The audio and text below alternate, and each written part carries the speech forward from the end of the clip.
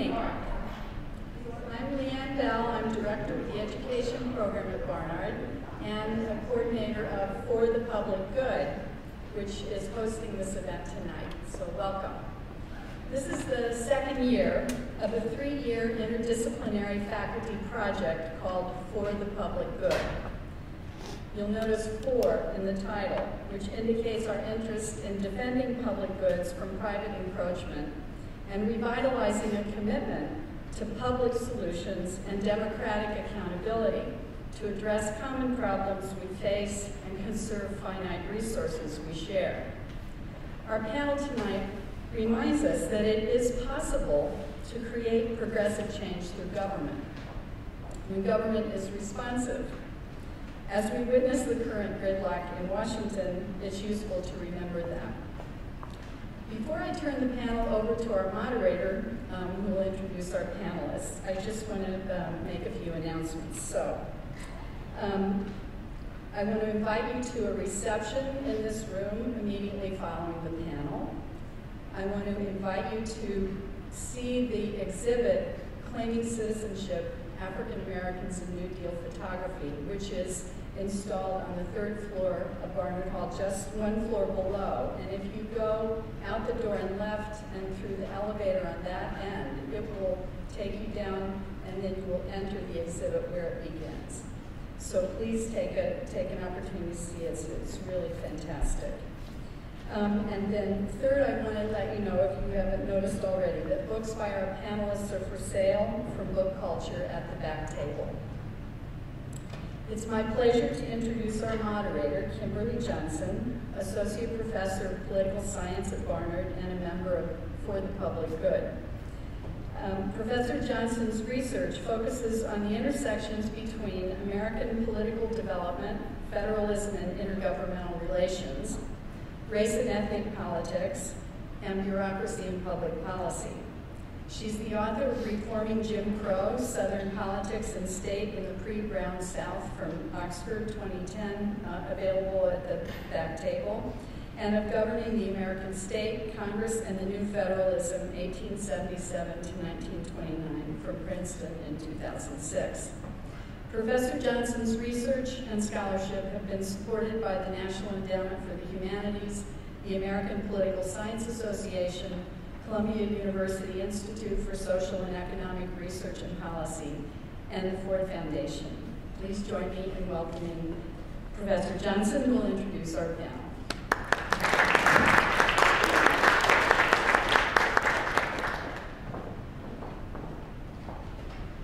Thank you, Lee, and thank you all for coming. And thank you for the members of For the Public Good Committee who have really supported this endeavor and brought a lot of really interesting people to campus to talk about this important subject. Today I have the pleasure and the honor of introducing 2 really great speakers who will speak about the public good to us tonight. The first speaker is Rickie Solinger, who is a historian and a curator, writing and editing books about reproductive politics, welfare politics, and the politics of incarceration in the United States. She's the author of Wake Up Little Susie, Pregnancy and Race Before Roe v. Wade, Beggars and Choosers, How the Politics of Choice Shapes Adoption, Abortion, and Welfare in the United States, and other books. Claiming Citizenship, African Americans, and New Deal Photography is her 8th exhibition. These shows have traveled to over 140 campus venues, interrupting the curriculum. And if you go onto her websites or the websites of these exhibits, they really are just fascinating, interesting ways of helping to shake up how we think about the role between history and culture and art and politics. And so it's really a pleasure to have her talk about the exhibit that we have on the 3rd floor today. Our second speaker is Professor Dorian Warren. He is a professor of political science at Columbia and also a member of the School of International Public Affairs. Dorian specializes in the study of inequality in American politics. He teaches and conducts research on labor organizing and politics, race and ethnic politics, urban politics and policy, American political development, community organizing and social movements, and social sciences methodology. He has actually two books coming out this year, one on labor politics and the other one on Walmart, and in addition to a whole bunch of other really interesting articles, really kind of getting at the state of race and class and labor and the steps that we all should be thinking about in terms of creating a new public good. So without further ado, I'm going to have Rickie come up and she can start.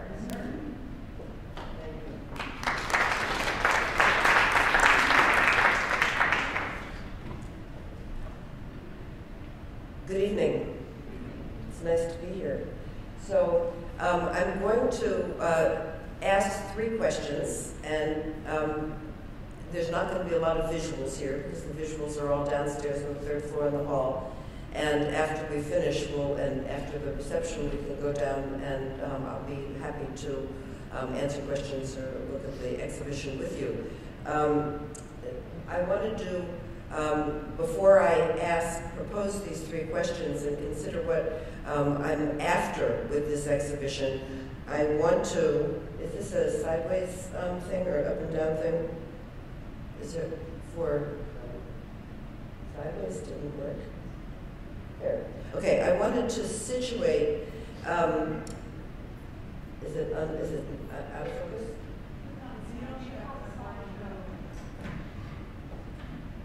Someone other than I would have to.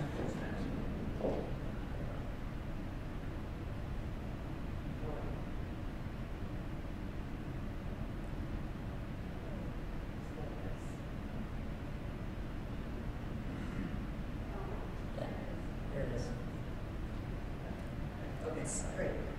Thank you.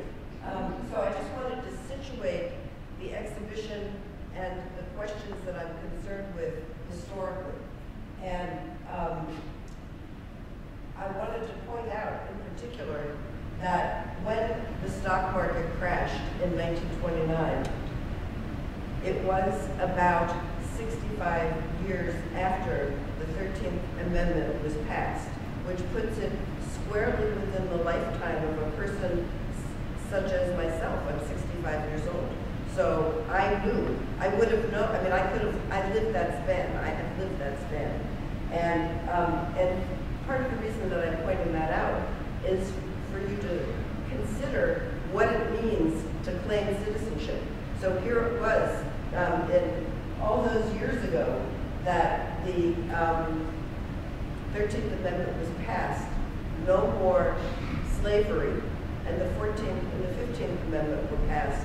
And yet, when we look at images of African Americans during the Great Depression, and when we read that history and we know that history, the claim of citizenship was long, long and hard to make.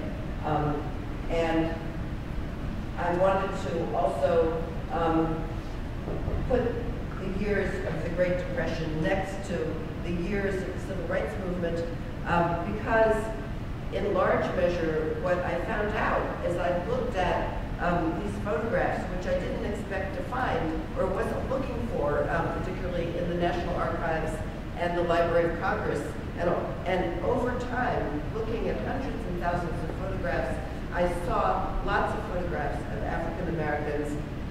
And what I began to see were people who were having an opportunity and making a claim in such a way that it raised the possibility that it was possible to look at the New Deal as a rehearsal for the Civil Rights Movement. There's a lot to say about that, a lot to say about how the New Deal created new problems for African Americans and deepened segregation. I'm going to talk about that in a minute. But when we look at those pictures downstairs, they raise questions about what are the constituent elements of citizenship. But before I speak more about that, I want to raise a really fundamental question about what does it mean to look at pictures? What does it mean to learn history, to do history from looking at photographs? So all of these photographs here are more or less contemporaneous. They were all taken in the 1930s. So if I assemble a group of photographs, which I put on the walls in Barnard Hall that say, look at all of these African Americans in the 1930s who were claiming citizenship, who were using the opportunities of the New Deal to claim citizenship, I could be suggesting to you that the United States in the 1930s was a land of opportunity and promise for African Americans. And so we need to complexify that by looking more broadly. Those photographs tell you a history. They provide a slice, they provide my claim about that time. But of course, we know that this photograph on the top left, a photograph of a lynching, is one of many, many such photographs that were taken at this time, showing the powerlessness, the vulnerability, the targeted bodies of people who were being denied citizenship and being denied life at the very same time that the New Deal was creating opportunities. And of course, the picture on the upper right is a James Kennedy Harlem picture of very fancy people going out for the evening, and have surely felt that they had very little in common with these women in Georgia who were participating in a Works Progress Administration program to learn how to read as adults in 1936.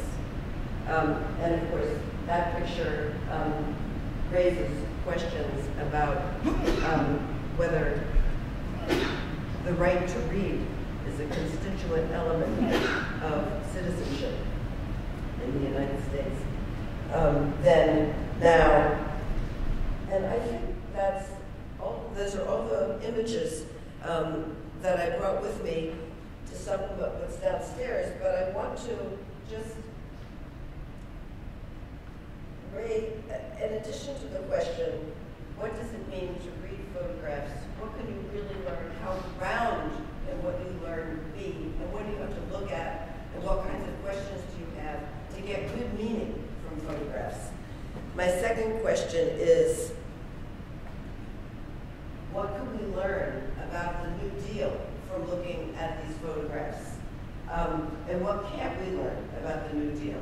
I know that the moderator of this event has written very trenchantly about the problems that the New Deal created for many of the same people who are pictured in the photographs downstairs, because those photographs, many of them were taken in the American South, and many of them were taken of people who made their livelihood from the land.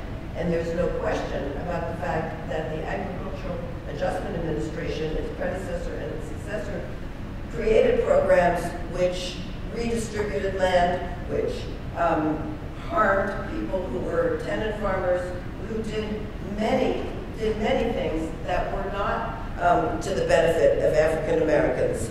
We also know, and this is sort of amazing and absolutely true and must be said about the New Deal, that the New Deal in many ways entrenched, institutionalized, deepened segregation in the United States. So that if you look at, there are two photographs on the walls downstairs on the third floor that show new housing that was built for African Americans, all segregated housing, all built in parts. I think one of the housing units is in Topeka, and another one, I can't remember, but I've seen many pictures from Chicago, from Detroit, from other cities, where these housing units could only be built in the segregated parts of the city, and for years they entrenched and institutionalized the continuation of geographical segregation in major American cities and smaller American cities. It's also interesting to know that if you look at the wider group of photographs from the New Deal, you also see that almost all government-sponsored activities were sex segregated. So that photograph that I just showed of the women learning how to read, there were only women in that picture. And in almost all of the New Deal programs, with a few exceptions, but mostly they were sex segregated. Again, institutionalizing and perpetuating that kind of perspective. We also know that some of the major and most profoundly consequential programs that came out of the New Deal, such as the Social Security Act of 1935, had enormous racialized impacts on the American public. So that, for example, one of the chief programs within the Social Security Act of 1935 was the Aid to Dependent Children program, what we call welfare in the United States. And the profound irony is that the way that the Social Security Act was written and promulgated, it was a whites-only program, and that was not in the language of the act. But the fact is that in 1935, the United States had an apartheid labor system. So the way to exclude black women, black mothers from eligibility to collect payment for their children if they were poor was to exclude agricultural workers and domestic workers from eligibility. In an apartheid labor system where a very, very, very high percentage of African American women were agricultural workers or domestic workers, that meant the people in the welfare office would say to them, very sorry, you must go back to the fields, you must go back to the kitchen and work. And the interesting thing is that Franklin Roosevelt knew, he was told by the Southern senators and congressmen who ruled in 1935, and it says this in the congressional record. If we allow those women to be eligible for Aid to Dependent Children benefits, who will pick our cotton and who will iron our shirts? So this program, which has been caricatured as a program for welfare queens, was written and eligibility created so that it would only be for white women and their children who were told, you should stay home and take care of your children. So we know a lot about the problems with the New Deal. And finally, I want to ask this last question. Given all those problems, and given all the ways that the New Deal did not promote dignity, citizenship, authority for people of color, what is there in the photographs that are downstairs that makes me claim that the people who are in those photographs are in the midst of demanding citizenship status?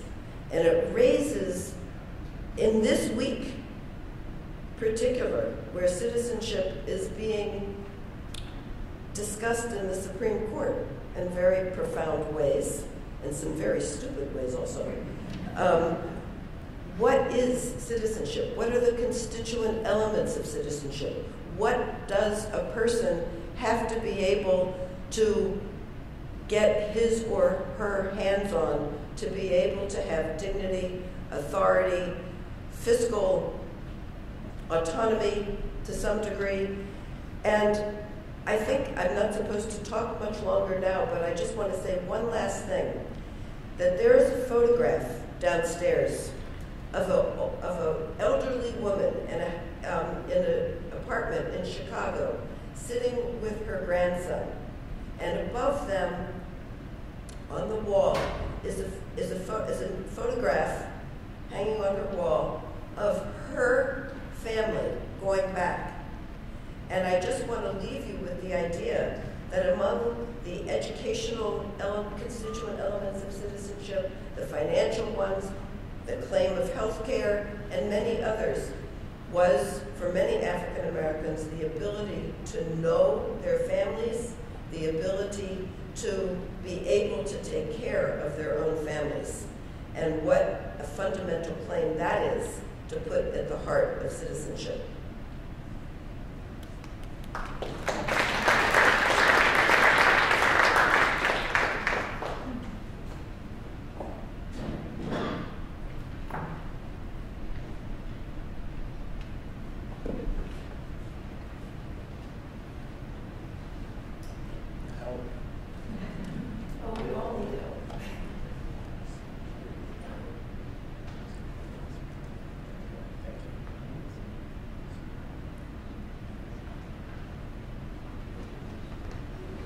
So good evening.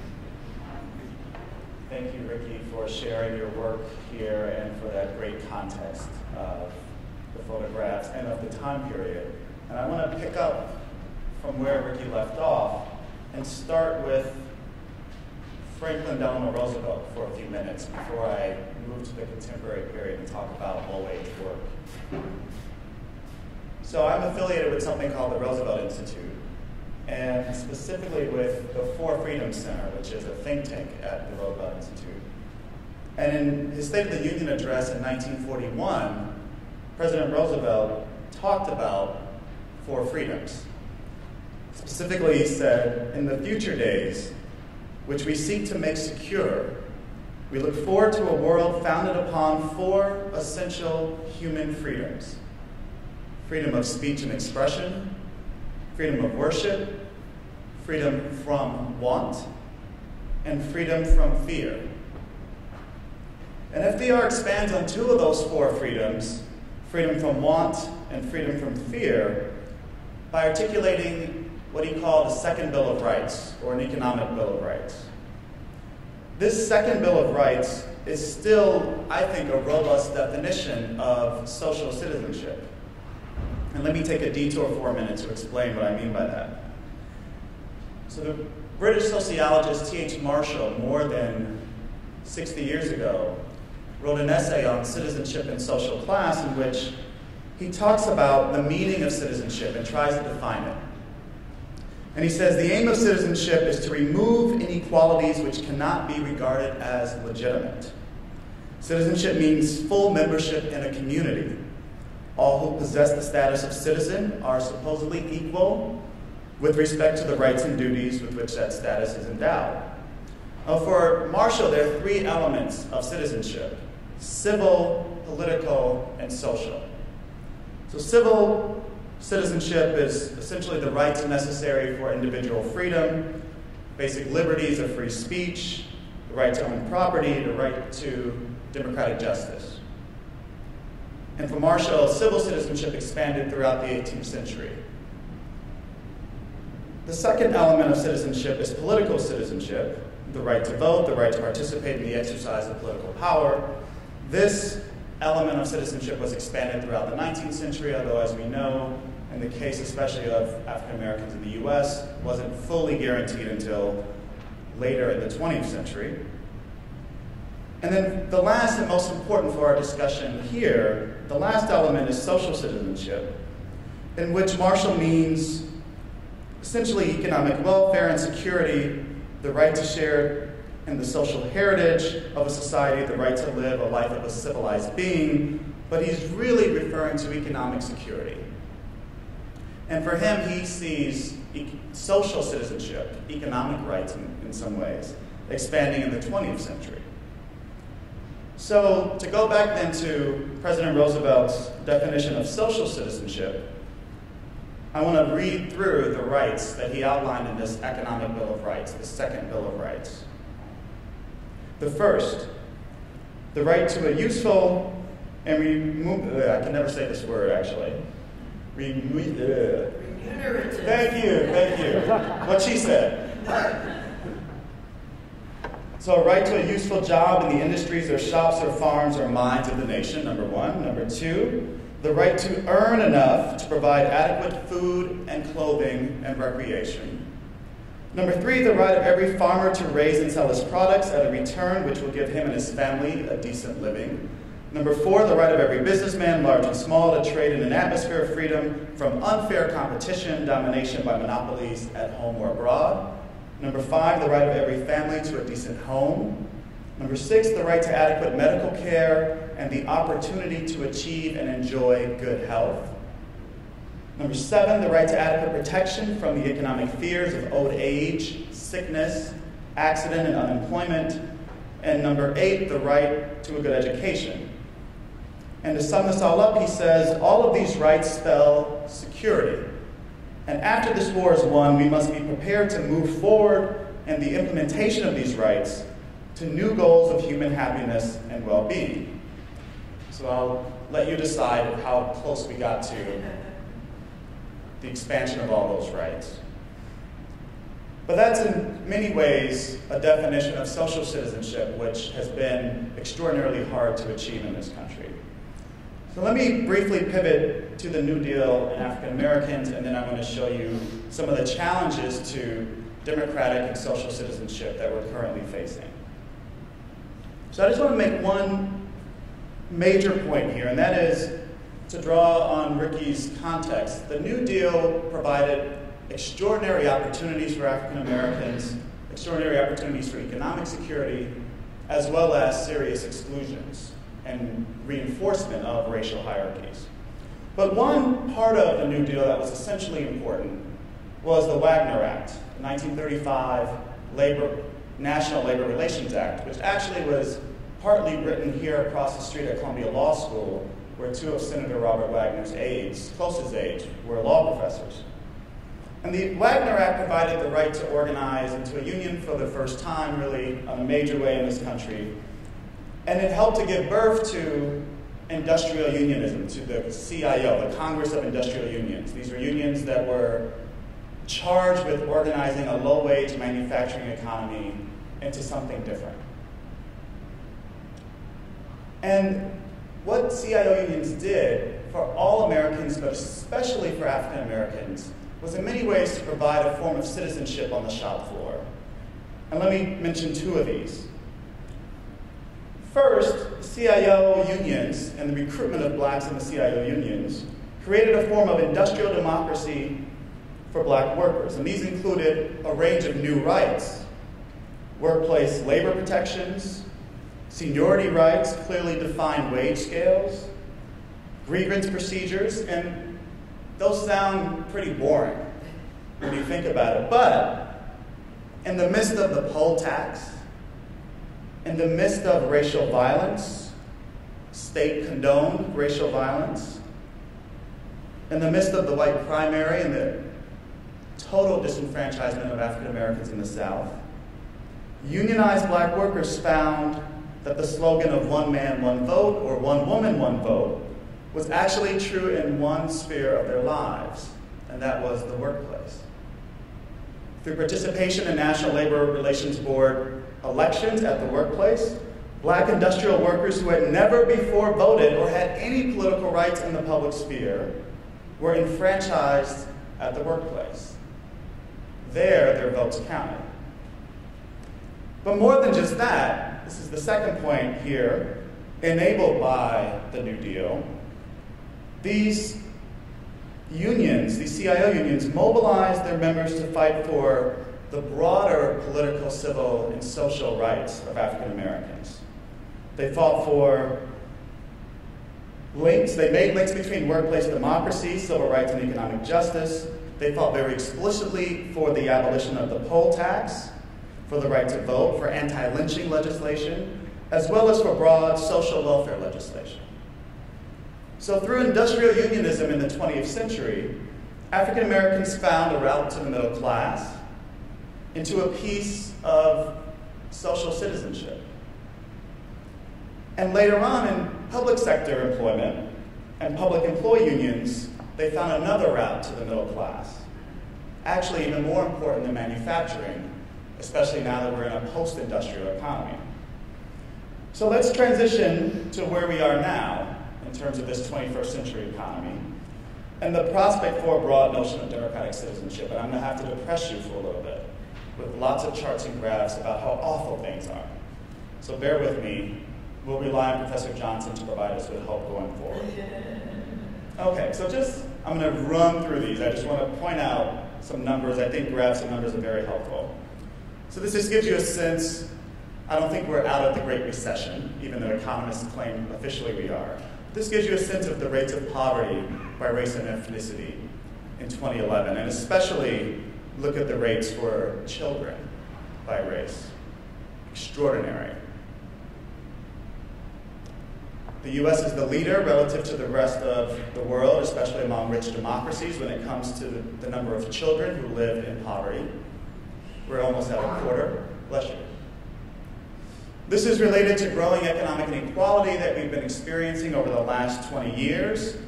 Rickie mentioned the Great Depression. You see that 1928, the year before the the Great Crash, the top 1% took home about 24% of all national income. We came very close to that in 2007, as you see here. And in fact, again, the U.S. is the leader when it comes to inequality. This is the share of income held by the top 1% compared to some other rich democracies. We're on top there, as you see. This looks at average household income in the U.S., and it separates the top 1% off from everyone else. You can see since 1979, everyone's wages have been stagnant in this country, except for the top 1%. This is both pre and post taxes. And in fact, if we just look at the first decade of the 21st century, everybody's incomes fell, not grew, fell in the first decade. And of course, there are significant differences, again, by race. African Americans experienced the steepest fall in incomes the first decade of the 21st century. Along with growing inequality, we experience now less social mobility. It used to be the U.S. was the country, the rich democracy where your parents' station in life would determine your station in life. That is no longer true. If you look at this chart, this is a measure of social mobility. And the way to read this is from 0 to 1. A country is very socially mobile, the lower this number is. The higher the number, the less socially mobile. And so we're competing with the United Kingdom for being the least socially mobile democracy right now. And even if you look at the U.S. over time, we've become much less socially mobile. You're much more likely to end up in the same station in life as your parents than was the case, say, in 1950 or 1960 or even 1980. The last several decades, it's been much harder to move up in life. That's related to the low-wage economy, but before I went there, I wanted to make sure we all understood that the United States today locks up more people than most European countries combined. We have over 2 million people, disproportionately African American and Latino, in prisons and jails. They're excluded from the labor market, and frankly, they're just excluded from citizenship. And even when they attempt to become returning citizens, they're still excluded from the full benefits of citizenship. So why might inequality matter for the greater public good? And I just want to spend a minute here to convince you, based on what was a controversial book at the time, how inequality in the U.S. really corrodes a robust notion of the public good. So this is an index of a range of measures of societal problems. Life expectancy, or not problems, I should say, but a range of indicators of different measures in society. So life expectancy, math and literacy, infant mortality rates, homicide rates, imprisonment rates, teenage birth, levels of trust in society, obesity, mental illness, and social mobility. And as you see here, on one axis we have income inequality from low to high. On the other we have better or worse in terms of this index of all these problems. So just look for the outlier way up in the right-hand corner. The U.S., very high on income inequality, and also have the worst measures on this index. So let me break that down just for a little bit, just with a couple of these. Life expectancy, again, if you look to the right, high levels of income inequality in the U.S. relative to other rich democracies, lower life expectancy relative to our peers, especially our more equal peers. Infant mortality rates, more inequality, higher infant mortality rates. Again, the U.S. is the outlier, along with Singapore. Obesity. This should be no surprise to anyone. Again, there's a relationship, though, higher levels of income inequality, higher levels of obesity. Education scores, higher levels of inequality in the U.S. again, all the way on the right. Lower levels of scores on math and reading tests. And then homicide rates, again, we're the outlier. The more equal societies have lower homicide rates than what we do. Last but not least, social mobility. Again, we're the outlier, high levels of income inequality, low levels of social mobility. So, inequality is corrosive to the public good. And this is the last 2 minutes of my presentation. What I want to convince you is that one of the drivers of inequality is low-wage work. So first, you should know 2000s was the first decade since the 1940s where we created no net new jobs. If you look at the red line there on the bottom, no new jobs, first decade of the 21st century.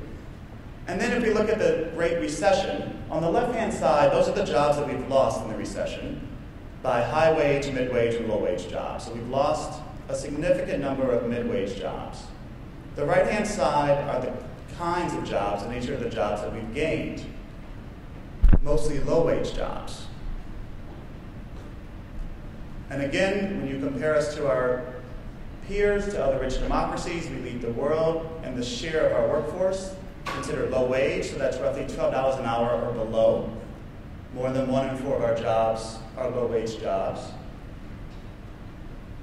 The numbers are striking for African American workers. Nationally, more than half of all black workers work in low-wage jobs today. Varies by city, some selected cities here, but just think about that. More than half of all African American workers work in low-wage jobs today.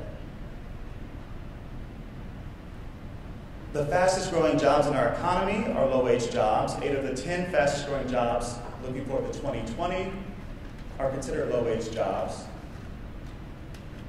By 2020, we expect that 40% of our economy will be low-wage jobs. 40%. So the question is a low-wage economy inevitable? I would say no. And here's some evidence as to why. I'm going to skip just some of these. This is a big story here. We used to have a low-wage economy in the early 20th century. It was called manufacturing. And by the mid-1950s, as a result of the New Deal, 1 in 3 American workers were union members, and we had transformed a low-wage economy into a middle-class economy. Part of what we know has happened the last 30 years is the sharp decline in the American labor movement, especially in the private sector relative to the public sector. And here is the relationship I think that's most important. The declining rates of union membership have also meant the declining rates of the middle class share of all national income. So there's a relationship between how the top 1% has grabbed more of a share of national income and the decline of middle class and working class Americans. Those. So there is a challenge before us when it comes to the public good and citizenship. Some are holding on to the privileges that they've achieved over the last 30 years in terms of the top 1%. But the question is it time for a 21st century version of the New Deal? What's our imagination of what social citizenship and citizenship in its fullest sense could look like in the 21st century? I've tried to argue inequality is corrosive to the public good and low-wage work is a driver of that. And the question is, what kinds of policies might we think about? What kind of new social contract might we imagine to deal with this problem? Thank you.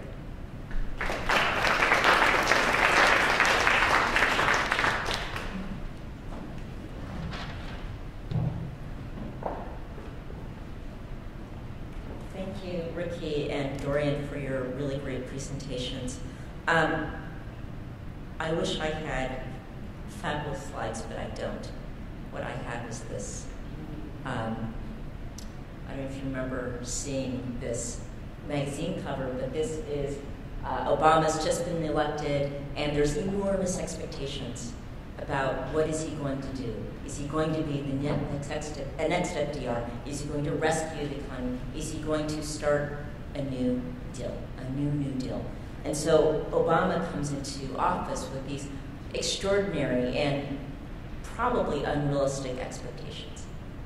So why do I bring him up in this context? I think he's important in this context. But I actually have a very personal reason for bringing up Obama and FDR, but more so FDR. So I have two personal stories. One is on my maternal side of my family. I have two uncles. One uncle's middle name is Franklin. The other uncle's middle name is Delano. We were an FDR family. On my paternal side, my grandfather was a farmer in southern Indiana, not a place that was particularly hospitable to African Americans, since it was a state that elected an open member, a proud member, and leader of the Ku Klux Klan as its governor. And so for me, FDR is this kind of iconic figure in my family history. He is the person who in many ways embodied this sense of citizenship, this sense of possibility. When I wrote my book, Reforming Jim Crow, I started with this idea because I think when we think about the past, we often think that it was very linear and that it was very obvious what was going to happen next. And I invited the reader to engage in a thought project, a thought experiment, which was if you were an African American or a liberal white standing in the United States in 1930, and someone told you that in 24 years there would be a court case that would strike down legal segregation, they would have looked at you and they would have said, "You're crazy. That's impossible. The world is what it is." And many people worked within that structure of what they thought the world would be. So in that world, the idea was to reform it, to make Jim Crow system a little bit better. We couldn't get rid of the inequality, but we could maybe make it a little bit better at the margins. If you then fast forwarded to 1945, the end of World War II, we've just fought a war for democracy, for freedom, yet we still have deeply entrenched segregation and inequality. If you said to that person in 1945, guess what? In less than 10 years, there's going to be a court case that's going to strike down segregation. They would again look at you and say, "You're kind of crazy. That's impossible." Yet it happened. And so I think one of the things to keep in mind as we think about possibilities, as we think about what FDR did or did not do, or what Obama has done or possibly will do, is that when you're in the moment, it all seems kind of fuzzy. It's not quite clear. It's only when we have the clarity of hindsight that we can say, "Oh, that was so obvious, of course that happened," or "Oh, why didn't that happen?"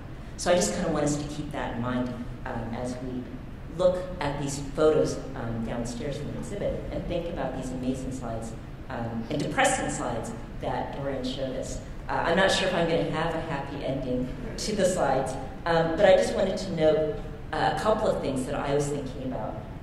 And one is the question, I think, that really is animated this cover and animates this discussion, which is about the New Deal, that have we finally really reached the end of the New Deal, and could we possibly envision a possible second New Deal? And what would that second New Deal look like if we could, in fact, envision the political support for such a thing happening? And it's hard to imagine that, though. Dorian showed a number of slides documenting our economic crisis that we're facing in terms of inequality and employment. We also have a crisis in our public infrastructure. We have a crisis in terms of support for public institutions like education, but even the post office, where even the notion of the state, the notion of services that the state provides for individuals is under deep and sustained attack, even more so, even in the face of the crisis that faces us today. As Dorian showed us, we see an environment in which the primary counterweight, one of the critical elements of the New Deal coalition, the labor movement, has essentially disappeared in the private sector and is under serious and sustained attack in terms of public sector members. And in fact, what's really depressing is that the middle class, the beneficiaries of the public sector, are often the first ones, or have been pointed to the public sector as being the cause of their misery. There's a great joke that was going around at the height of the fiscal crisis. It's three people sitting at a table with a plate of cookies. The one rich 1%er, the banker, takes 9 cookies. He turns to the worker and says, "Watch out for that public sector servant. He's going to take your cookie." And I just thought that in many ways it captures politics, certainly of the last decade or so, but I think certainly in the last 2 or 3 decades, about this really a 1% and the 9%. Again, as Warren Buffett remarks, there has been class war, and the rich guys or rich girls or rich people, the rich people won. So today what we see, at least at the national level, we see the grand bargain, right? This notion that we have to cut the deficit. Why? It's never really made quite clear. But we have to cut the deficit, and the way to cut the deficit is to basically get rid of or substantially constrain Social Security and Medicare.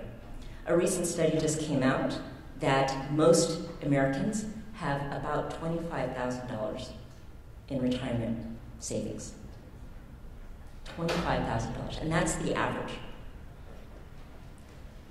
Social Security is really the last step before we get to the complete evisceration of the elderly. And it's frustrating, it's puzzling that, in fact, this is seen as the cause of our problem, when in fact it's really a symptom of our problems. A couple more things. One is the place of capitalism. That is, capitalism is something that is celebrated. Capitalism is something that's encoded in the American society, American economy. If you think about slavery and indentured servitude, those were the basis for the capital accumulation that was necessary to fund the Industrial Revolution. So capitalism and the sort of raw hand of capitalism has always been with us. But what has periodically happened, and what happened during the New Deal, is that this restraining hand was able to reach out and say, hey, maybe not so much, maybe you should share some cookies with the rest of us. What was striking, I think, about this last election was how explicit this position of the capitalists, for want of a better word, was. That you can, in fact, have a candidate for the President of the United States talking about a substantial portion of the population as moochers, as takers, as victims.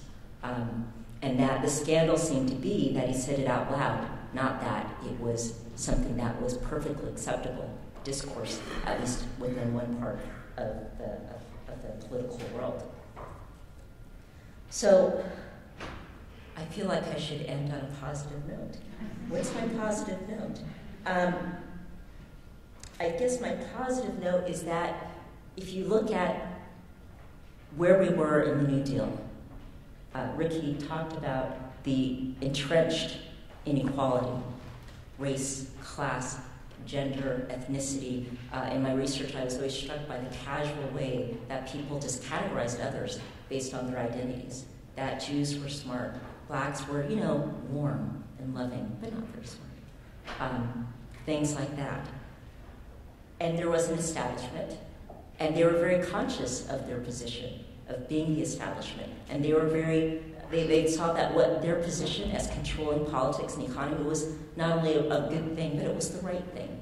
And in the South, it was taken to an even further extreme. Not only did you have the political disenfranchisement of African Americans, you had the disenfranchisement of working class whites as well.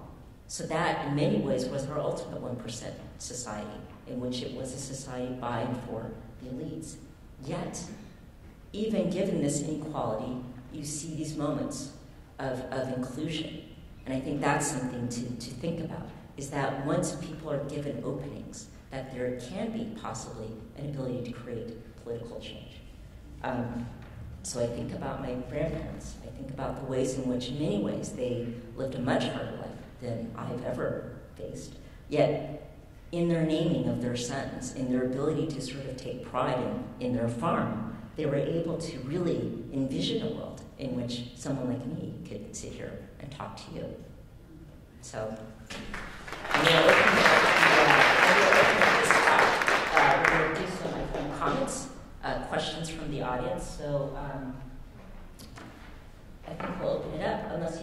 make some comments first, or should we just open it up? Okay. Who would like to ask a question? Yes, striped, and then I'll go to you. Professor Warren? Oh, okay.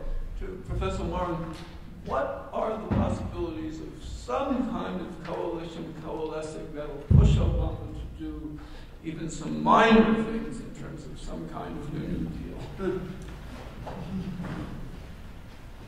I'm not sure how many of you have heard that the favorite line President Obama uses to advocates is a story that Franklin Delano Roosevelt famously told to A. Philip Randolph during World War I. Randolph, the trade union leader of the Brotherhood of Sleeping Car Porters, was in his office and was in the White House and said, "Mr. President, we need you to take action to end segregation in the armed services, in the Army, in the Navy, etc." And he listened, Franklin Delano Roosevelt listens, President Roosevelt listens, and he says, "Okay, I'm with you, and I agree with you, but now you have to go out there and make me do it." And that's President Obama's favorite story to tell to advocates. And I actually think we've seen when that happens, there's change. So the immigrant rights movement was really mobilized in the first term of the administration, willing to get arrested at the White House repeatedly around immigration reform. What's on the agenda right now? Immigration reform. The LGBT community, very vocal, very critical in the streets, willing to engage in civil disobedience.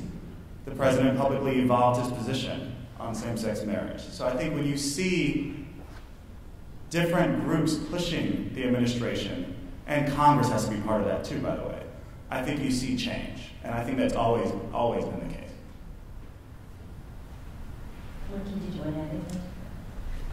No, but actually I was really glad you started with that question, because that's the only way one can talk, can think in a positive way. So this is the reality, and is there a possibility for, when is the next critical mass of activism coming?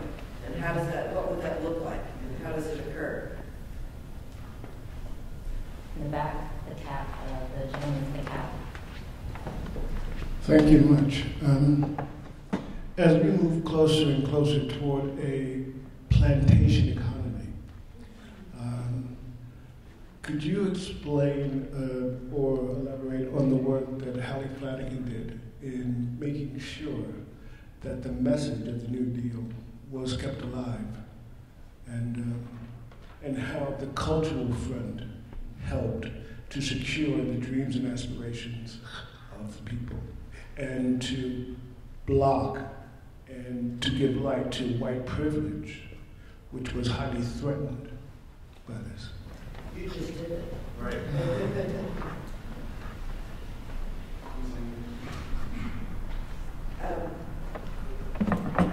I mean, that's critical. I mean, it's one way that ordinary people were given dignity and access to claiming citizenship.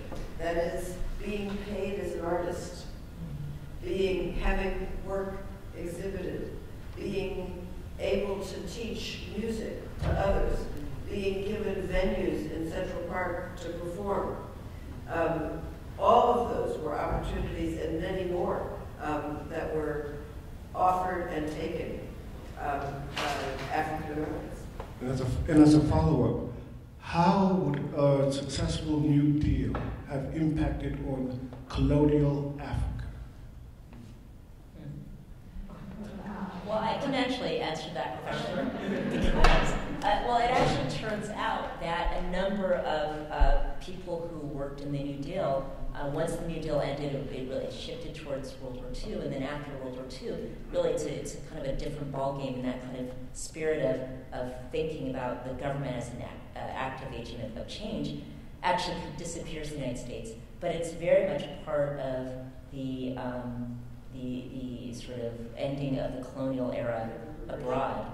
And so what you see is people like Rexford Tugwell, Arthur Raper, going to places like Puerto Rico, in the case of Tugwell, to direct their kind of modernization program, Raper going to Southeast Asia. So there's this interesting kind of movement of people who were involved in the New Deal who really see that that kind of energy is gone from the U.S., but really see it in the freedom movement of the world. But always cutting in both directions, because there was a lot of major American policymakers were involved in trying to perpetuate the imperial role of the United States even after World War II, when liberation movements were confronting the United States. So those things were happening at the same time. Okay. Another question? No.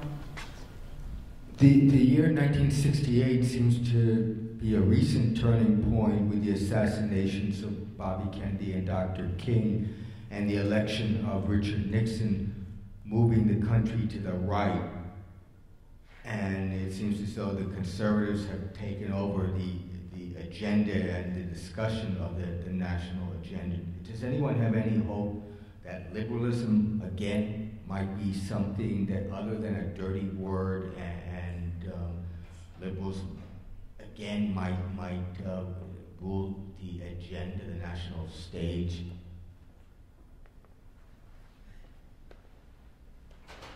These are very light questions.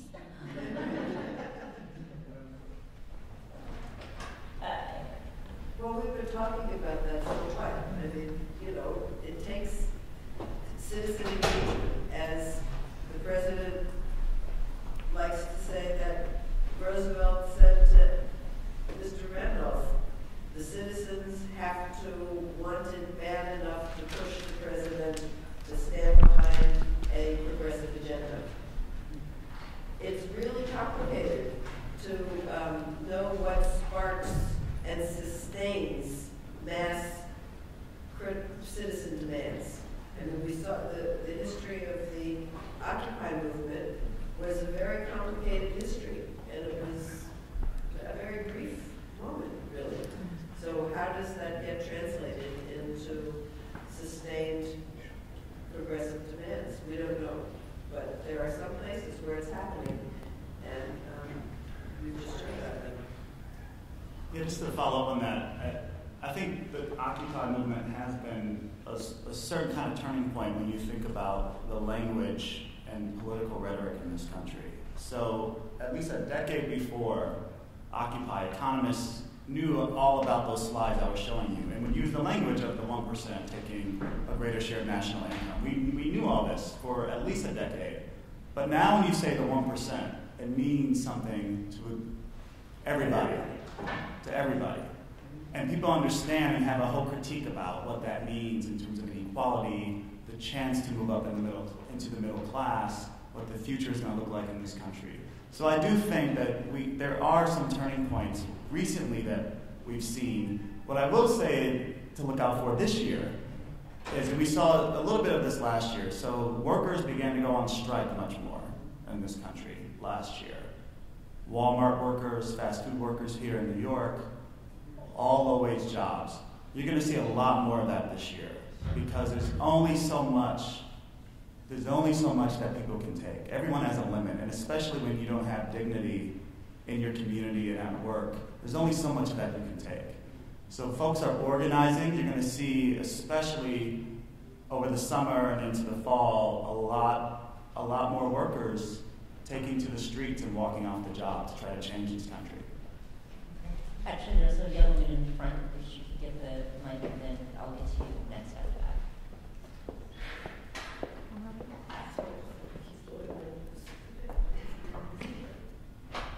Professor Warren, I'm curious about the topic that you brought up of the political disenfranchisement of felons and ex-felons.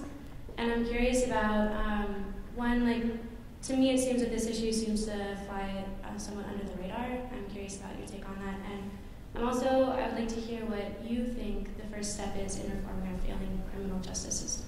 Thank you. I'll invite my co-panelists to offer their thoughts too on this question. I think actually in the world of criminal justice, it has been under the radar in terms of mass incarceration and criminal justice policies. But if you think about it, we're having a major debate about these issues now. Think about stop and frisk in New York City, right? It's about to be overturned. I'm pretty convinced of it. We're having that debate. There's a debate around decriminalizing marijuana. That in some places, it's been successful. Colorado last election, for instance, right? And that's one of the policies. I mean, we could probably quantify how many tens of thousands of young men are in prison right now because they had small amounts of marijuana on them, right? So that's just another example. I do think there's a fervent, and criminal justice activists have been working tirelessly for decades to make these issues bubble up from the local, state level to a national level. So I do think there is some ferment around and some momentum around criminal justice issues. I want to just jump in there and say that, predictably, there are substantial declines in prison populations in a number of states, including California, which had a major judgment against it because it was not providing adequate medical care or living conditions for its horrifically overcrowded prisons. And what we're finding, and this is the predictable part, that as the economy collapsed, states discovered that they could no longer pay to lock up so many people. So, in some ways you say, well, if you could only, there's no principle here. There's no moral judgment that the United States has done something really terrible to its mostly poor and mostly minority population that has been locked up at rates higher than any other country in the world. So we have to take what we get. We get right now the fact that these populations are declining. We still have, it's still the case that the fastest growing population of incarcerated people in the United States are mothers with young children. Even in the midst of financial collapse and the lack of money to pay for these institutions, that practice is going forward. And yet, as you say, the movement against the prison industrial complex has been unrelenting, very powerful, very vocal, and has drawn a great many more people into it than it had in it, say, 10 years ago. That's a sign of great optimism. And just the second part of the question on policies, there's one that's been won in more than a dozen states already. It's called Ban the Box, making it illegal to have unemployment applications to check off for if you have a felony or not, or a criminal record, I should say.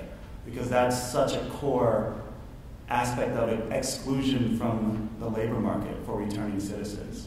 It's used explicitly to discriminate. So banning that, I think, is a huge step, and there's a lot of momentum, and there have been a lot of victories already.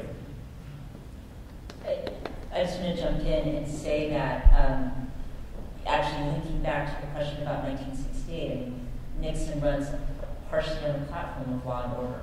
And so there's a whole array of political forces that provide the fuel for this mass incarceration movement. Those political forces, I think, aren't nearly as strong, and in some places have completely disappeared. So in some ways, mass incarceration kind of created its own momentum, but I think given the reaction to it and then the true cost of it, societal-wise, in terms of fiscal, the fiscal crisis that states are facing, I think that it will change. Will it end? I don't know, but I do think that it's under considerable pressure. Way in the back. I want to go back to the question about liberalism. I'm the salsa consultant for the Musical Instruments Department of the Metropolitan Museum of Art. And I go to universities and I do lectures with a salsa band about the development of the musical genre.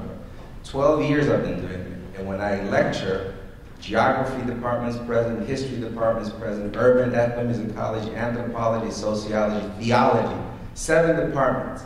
And after all the dancing is done, I go into 20-year-olds that they're in college to get a degree to get a $60,000 job. There's no leftism, there's no liberalism, there's absolutely nothing, but they want to get into the system. and Occupy Wall Street, those are the workers, those are the people that have suffered the most. They didn't go to college. But it's the last 12 years, I have not met anyone in the college system that is going to go and make a New Deal. This is why I wore my New Deal Hamburg today. Thank you.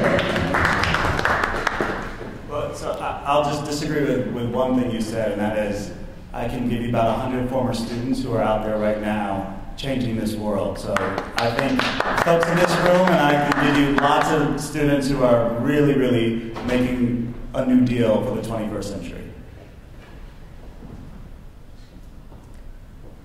Anyone else? Time for the reception. All right. Well, thank you so much for coming to this really fascinating talk.